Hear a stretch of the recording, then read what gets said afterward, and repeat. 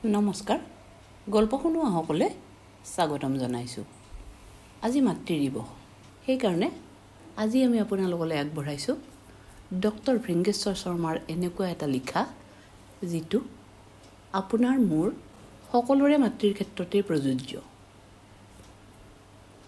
আজি আমি আগবঢ়াইছো ডক্টৰ ভৃংগেশ্বৰ শৰ্মাৰ লিখা মাৰ বাবে এখন ৰচনা এয়া আমাৰ আজিৰ নিবেদন মাৰ বাবে এখন ৰচনা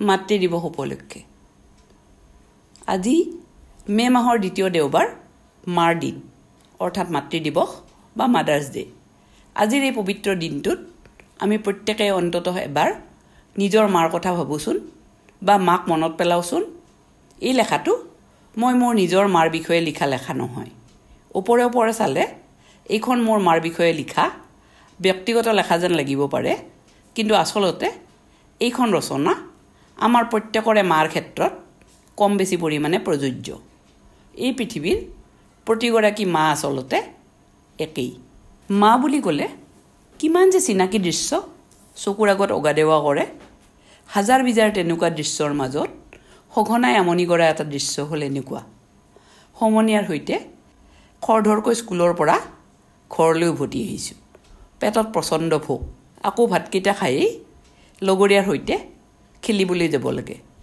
পদূলি মুখৰ পৰাই চিঞৰিছোঁ মা ভাত দে ঘৰত সোমাই কিতাপ বহীৰ বোজাটো দলি মাৰি থৈ নামমাত্ৰ হাত মুখ ভৰি ধুই আহি ভাতৰ পাতত বহিছোঁ কাণে নাকে ভাতকেইটা গুজি আকৌ চিঞৰিছোঁ মা মই খেলিবলৈ গ'লোঁ গামোচা এখন বিচাৰি মুখখন মচিবলৈও যেন সময় নাছিল হাত মুখ মচিবৰ বাবে সকলো সময়তে আমাৰ বাবে সহজলভ্য আছিল মাৰ চাদৰৰ আঁচলটো গতিকে মাৰ চাদৰৰ আঁচলত মুখ আৰু হাতখন মচি দৌৰিছিলোঁ হয়তো ভালদৰে মুখখন আৰু হাতখন ধুবলৈও সময় নাছিল হয়তো মুখ আৰু হাতত দাইল আৰু আঞ্জাৰ হালধীয়া লাগিয়েই আছিল মাৰ চাদৰৰ আঁচলটো হালধীয়া হৈ গৈছিল ৰুডিয়াৰ্ড কিপলিঙে কৈছিল God could not be everywhere and therefore he made mothers মাৰ বিষয়ে ভাবিলে এই বাক্যটোৱে প্ৰথম মোৰ মনলৈ আহে মাৰ বিষয়ে জানিবলৈ মাৰ বিষয়ে ভাবিবলৈ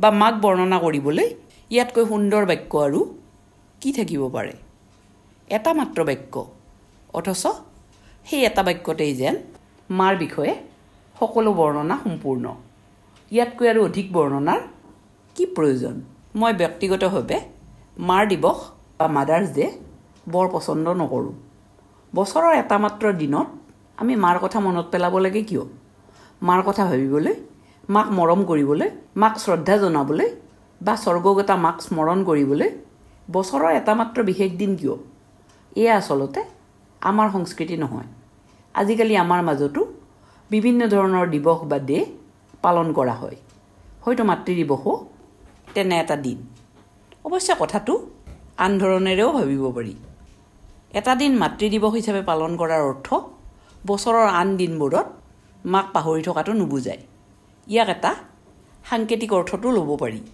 মাতৃক এটা বিশেষ মৰ্যাদা দিবৰ বাবে বছৰৰ এটা দিন বাছি লোৱা হৈছে যি হওক সকলো যুক্তিতৰ্কৰ বাহিৰলৈ গৈও কওঁ হওকচোন বাৰু বছৰৰ এটা দিনেই হওক এই এটা বিশেষ দিনত আমি প্ৰত্যেকে আমাৰ জন্মদাত্ৰী মাক এবাৰ মনত পেলাওঁ এবাৰ মৰম কৰোঁ শ্ৰদ্ধা কৰোঁ বা স্মৰণ কৰোঁ মা শব্দটোৱে হৈছে পৃথিৱীৰ মধুৰতম শব্দ নিজৰ মনতে কেইবাৰমান আওৰাই চালেই গম পোৱা যায় সঁচাকৈ কিমান মিঠা এই শব্দটো ইমান সৰু আৰু চুটি শব্দটোতে সোমাই আছে কিমান যে মৰম পৃথিৱীৰ সমস্ত মৰম চেনেহ ভালপোৱা যেন সোমাই আছে এই এটা মাত্ৰ শব্দতেই হয়তো আমাৰ জীৱনত এনে এটা দিন নাযায় যিদিনা মুখেৰেই হওক বা মনতেই হওক আমি মা শব্দটো এবাৰৰ বাবে উচ্চাৰণ নকৰোঁ সুখ দুখ হাঁহি কান্দোন সকলো সময়তে আমি অজানিতভাৱে হ'লেও মাক বিচাৰোঁ কেৱল সুখ বা আনন্দৰ সময়তে নহয় দুখ কষ্ট বিষাদৰ মাজতো আমাৰ মুখেৰে ওলায় মা শব্দটো অন্তৰত আঘাত পালে কিবা শোক পালে মাক মাতোঁ ক'ৰবাত দুখ পালে উজুতি খাই পৰিলে মাক বিচাৰোঁ অসুখ বিসুখ হ'লে মূৰটো বিষালে কঁকালটো বিষালে খাওঁতে জ্বলা পালে কাঁইতে বিন্ধিলে হঠাতে ভয় খালে মুখেৰে ওলাই কেৱল মা। মা মানেই যেন ত্যাগ। গোটেই জীৱন মায়ে দেখোন ত্যাগেই কৰিলে। সেই যে বিয়া হোৱাৰ দিন ধৰি এদিন নিজৰ ঘৰখন ত্যাগ কৰি ওলাই আহিছিল। তাৰ পাছত কেৱল ত্যাগ আৰু ত্যাগ। নিজৰ স্বামীৰ বাবে, নিজৰ নতুন ঘৰখনৰ বাবে, পাছলৈ সন্তানৰ বাবে কেৱল ত্যাগ। ঘৰখন এৰি অহাৰ পাছত ত্যাগ কৰিলে নিজৰ উপাধি আৰু পাছলৈ ত্যাগ কৰিলে নিজৰ নামটো। চৰকাৰী কাম কাজৰ বাহিৰে আন কামত হেৰাই থাকিল মাৰ নামটো। প্ৰথমতে অমুকৰ পত্নী, আমাৰ জন্মৰ পাছত অমুকৰ মাক, তমুকৰ মাক। কেৱল সেয়াইতো নহয়, মায়ে ত্যাগ কৰিলে নিজৰ হবি, ত্যাগ কৰিলে নিজৰ ভালপোৱা বেয়া পোৱা। নিজৰ ভালপোৱা বেয়া পোৱা বুলি যে কিবা আছিল সেই কথাটোকেই পাহৰি থাকিল। আনকি নিজে কি খাই ভাল পাইছিল, বেয়া পাইছিল সেই কথাবোৰো যেন পাহৰি থাকিল। বিয়াৰ পাছতে নিজৰ স্বামীয়ে অৰ্থাৎ দেউতাই কি খাই ভাল পাইছিল আৰু পাছলৈ নিজৰ ল'ৰাকেইটাই অৰ্থাৎ আমি ভাইকেইটাই কি খাই ভাল পাওঁ সেইবোৰ লৈতো গোটেই জীৱন ব্যস্ত থাকিল। মোৰ কেতিয়াবা ভাবিলে আচৰিত লাগে, মাকবোৰৰ কোনো নিজা পচন্দ নাথাকে নেকি? দেউতাকে অমুক খাই ভাল পায়, ডাঙৰ ল'ৰাটোৱে অমুক খাই ভাল পায়, মাজু ল'ৰাটোৱে অমুক খাই ভাল পায়, সৰু ল'ৰাটোৱে অমুক খাই ভাল পায়। এনেধৰণৰ কথাবোৰতে লাগি থাকিল। কেতিয়াও শুনা নাই মই অমুক খাই ভাল পাওঁ। আমাৰ বাবে চিন্তা কৰোঁতে নিজৰ ভালপোৱাবোৰ, নিজৰ অপচন্দবোৰ যেন হেৰাই থাকিল। সেইবোৰ কৰি স্বীকৃতি পালেনে? নাপালে। স্বীকৃতিও ত্যাগ কৰিলে। কাৰ ঘৰ বুলি সুধিলে মানুহে দেউতাৰ নাম কয়, মাৰ নাম নকয়। পাছলৈ আমি ডাঙৰ হোৱাত আমাৰ নামেৰে কয় অমুকৰ ঘৰ, তমুকৰ ঘৰ। মাৰ নাম নকয়। মাৰ নাম ক'লে কোনেও চিনি নাপায়। পৃথিৱীৰ বহুতো বিখ্যাত আৰু শ্ৰেষ্ঠ ব্যক্তিয়ে নিজৰ জীৱনত মাতৃৰ অৱদানৰ কথা কৃতজ্ঞতাৰে স্বীকাৰ কৰি থৈ গৈছে। আব্ৰাহাম লিংকনে কৈছিল, all that I am or hope to be I owe' to my angel mother. একেদৰে জৰ্জ ৱাশ্বিংটনে নিজৰ মাতৃৰ বিষয়ে লিখিছিল, my mother was the most beautiful woman I ever চ'।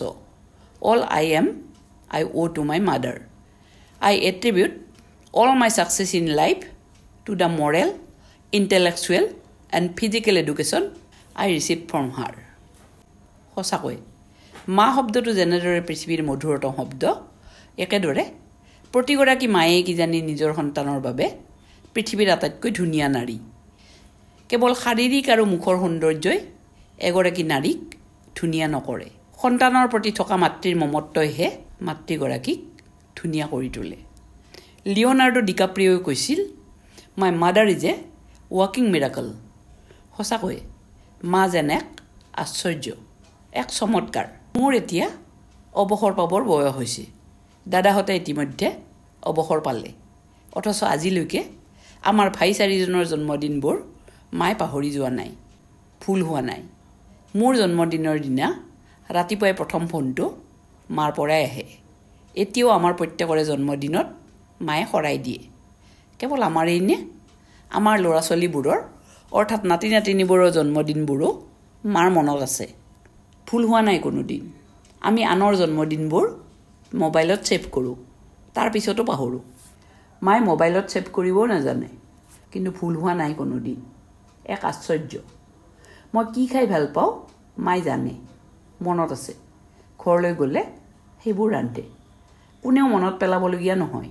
ঘৰতে কৰা আম বা আমলখিৰ আচাৰখিনি, বাৰীত হোৱা খুতুৰা শাকমুঠি, ঘৰৰ চালত থকা কোমোৰাটো, ঘৰৰ গাখীৰকণৰ সৰখিনি কাঢ়ি কাঢ়ি নিজ হাতে কৰা ঘিউকণ, সেইবোৰ জানো পাহৰিব পাৰি? মোৰ সন্তানৰ বাবে বা আজিকালিৰ ল'ৰা ছোৱালীৰ বাবে খুতুৰা শাক কোমোৰাৰ মূল্য নাথাকিব পাৰে, কিন্তু মোৰ বাবে সেইবোৰ দেখোন অমূল্য সম্পদ। এই বয়সতো মই মাৰ বাবে এটা সৰু ল'ৰা। এতিয়াও যেন মই মোৰ নিজৰ যত্ন ল'বলৈ শিকা নাই, জনা হোৱা নাই। ফোনটো কৰিলে মোৰহে খবৰ সোধে। মাতটো অলপ ভাগিছে, চৰ্দি লাগিছে নেকি? কাহ এটা মাৰিলোঁ। গা ভাল নহয় নেকি? ৰাতি ঠাণ্ডা নলগাবি। গোটেই জীৱন মায়ে আমাক কেৱল দিলেহে। আমি কি দিলোঁ? আমাৰ পৰা কি বিচাৰিলে? একো নিবিচাৰিলে। কেতিয়াবা কিবা সৰু সুৰা বস্তু দিলেও কয়, কিয়নো আনিলি ইমান দাম দি? মোৰ আছেই। কোনোদিনে কোনো দাবী নাই। মাতৃ দিৱসৰ দিনাও মায়ে আমাৰ পৰা নিবিচাৰে কোনো কাৰ্ড, নিবিচাৰে অলংকাৰ, নিবিচাৰে ফুলৰ থোপা, নিবিচাৰে হোটেলত এসাঁজ খাবলৈ। তাৰ সলনি নিজ হাতেৰে এসাঁজ ৰান্ধি খুৱাবলৈহে বিচাৰে। এতিয়াও মনত পৰে এসময়ত মায়ে যে ৰান্ধিছিল মাংসৰ আঞ্জাখন। আজি আমাৰ ঘৰত বিভিন্ন ধৰণৰ মছলা দি ৰন্ধা চিকেন বা মাটনৰ ৰেচিপিবোৰৰ তুলনাত মায়েনো কি মছলা দিছিল? উতলি থকা মাংসৰ আঞ্জাখনত পেলাই দিছিল পতাত থুপথুপীয়াকৈ বটা জিৰা ধনিয়া জালুকৰ মিশ্ৰণখিনি। আহ, কি মলমলীয়া গোন্ধ! জীৱনত মই মাংসৰ কিমান বিভিন্ন ধৰণৰ ৰেচিপি খালোঁ।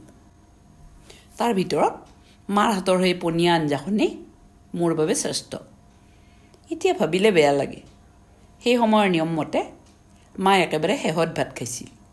মাৰ বাবে কেৰাহীত কিবা ৰৈছিল নে আমাক দিয়াৰ পাছত মাৰ বাবে কেৱল ৰৈ গৈছিল জোল আৰু আলুৰ টুকুৰা।